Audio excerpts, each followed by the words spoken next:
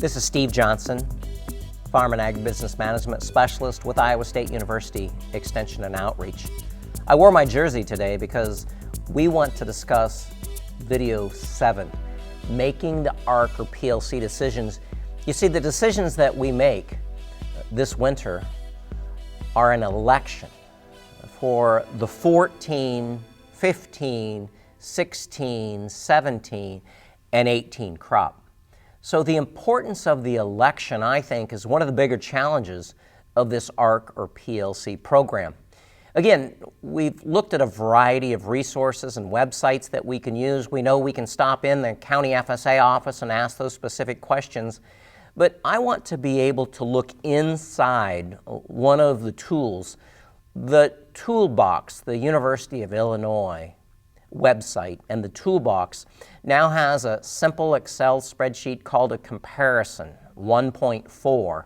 So what I'd like to do in today's video, making the ARC PLC election, again that deadline March 31st, is to take that same sample farm that we looked at in the early video series. Again, it's an actual farm. It's in Boone County in central Iowa.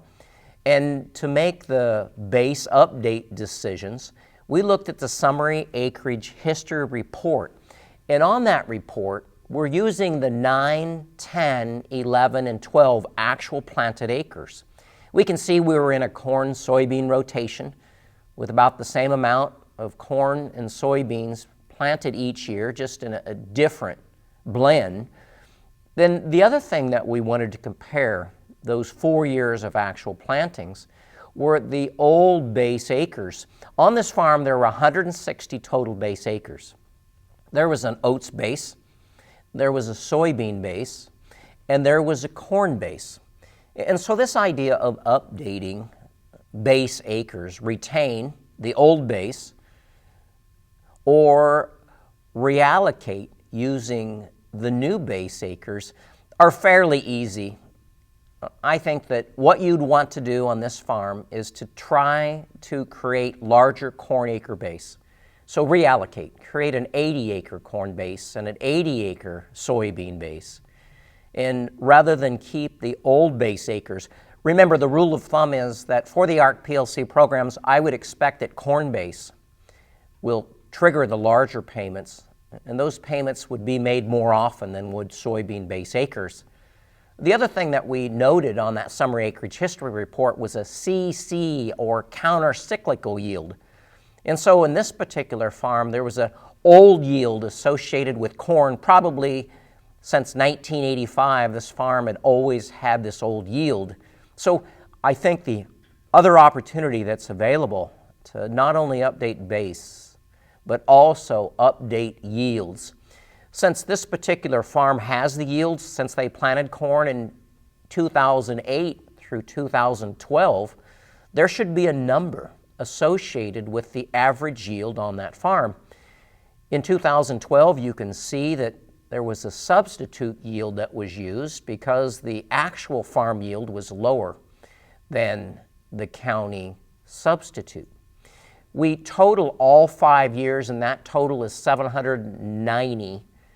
We divide by 5 since there were 5 years that we grew corn on this farm, and that 158 bushel is multiplied times 90%. Again, there's a worksheet. It's the CCC 859 worksheet that's available from County FSA that you could simply complete this for each farm by FSA farm number. And the decision that you're making is, should I keep the old CC yield of 112 bushel, or should I update to the new yield of 142? And I'd suggest to try to increase the yield on that farm. So in this particular example, 142 is greater than 112. Update from the old CC yield and create a new yield. That new yield is called the PLC payment yield. It will only be used in making the PLC calculations. It will not be used if you elect and enroll in the ARC program for this particular farm. I'd like to use this comparison tool from the University of Illinois. So what I'm going to do on this farm, I'm going to keep the PLC yield the same, 142, and making the comparison. And then I'm going to simply use a county trend yield. The Excel spreadsheet automatically makes those calculations based on whatever the county yield was for 2008 through 2012.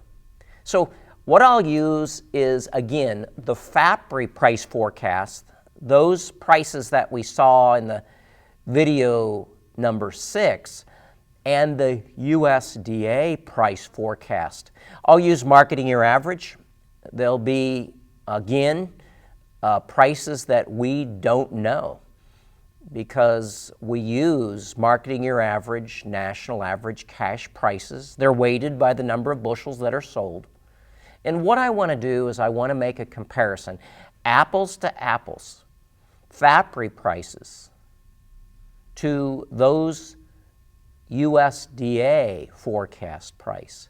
And what we begin to see is that if we keep everything the same except the 5-year forecast prices, this particular comparison tool will allow you to look inside those 5 years of prices using county trend yield. So we're going to be comparing ARCCO, the county-based product, to the PLC that's only triggered should there be prices below the reference prices of $3.70 a bushel for corn, $8.40 a bushel for soybeans.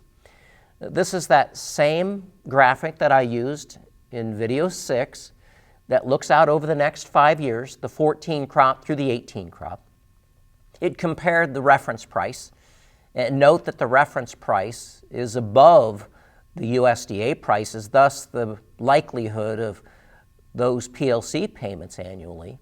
But because the FAPRI prices are above those reference price in each of the years except 2014, there would likely be a potential for prices using PLC using the USDA numbers versus FAPRI. So again, sticking with the apples to apples decision, I think that this simplifies the choice. If this is your farm and this is your county, you can plug in your own numbers. You can create your own yields, or you can use the default yields, trend yields, if you would. I'm making a comparison over 5 years. Should I elect Arc County or PLC? My suggestion using this analysis is easy. I'd use ARCCO. Again, with ARCCO, those payments will be much larger, especially in 2014, 2015. Those payments won't be received until October following those years, so you're not going to receive those payments until October of 15 and October of 16. But compare those potential payments. On average, you're looking over 5 years at $26 per acre as compared to $5 per acre. I think that if this was my farm, even though PLC is likely the lower risk product, it's going to generate less revenue. I think the ARCCO for this particular farm and many farms in the Corn Belt, especially with corn base, would likely be the choice. Now, what we'll do is we use FAPRI prices in making the analysis here.